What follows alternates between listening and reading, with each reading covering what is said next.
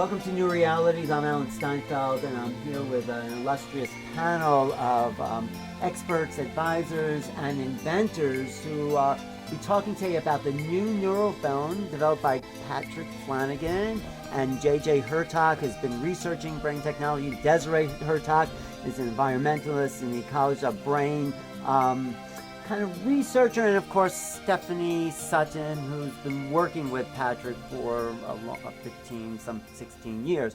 So let's talk about, well, JJ, your associations with Patrick back 10, Back 20 in the years. late 60s, early 70s, I heard of Pat's background. I've worked with various inventors, composers that began to use biofeedback. And when I was teaching at the University of California with Morton Sabatnik, the father of the first electronic symphony, we used certain techniques of using a brainwave connection with an oscilloscope, showing how the brainwaves could actually shape geometries. We later connected this with the bucula, with musical instruments, showing that there was an interconnection of hearing.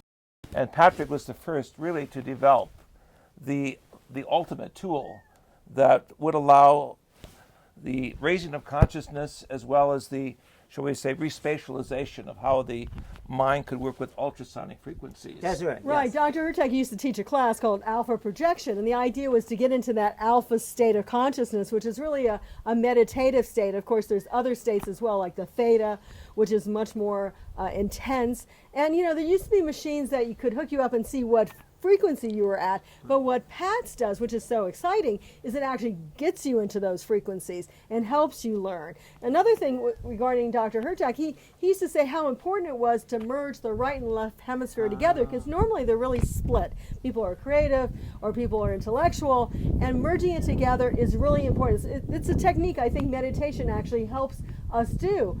And Patrick's device also helps with that. So this is really exciting. You have a device that can do all this, and it's going to come in a very small package we can all enjoy. I work with the Buddhist scholar Dr. Thien An from Vietnam, and we compared studies on Buddhist biofeedback using mantras and sound techniques with biofeedback itself. And nothing really came close to your work.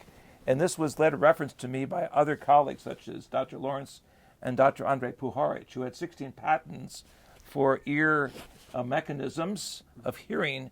Later I found out really that this was a technology that was basically based upon your work, not acknowledged. And so I think the world audience needs to know with your new neurophone that you were the father of all fathers in terms of getting really the neurophone that was going to open up the cosmic sound.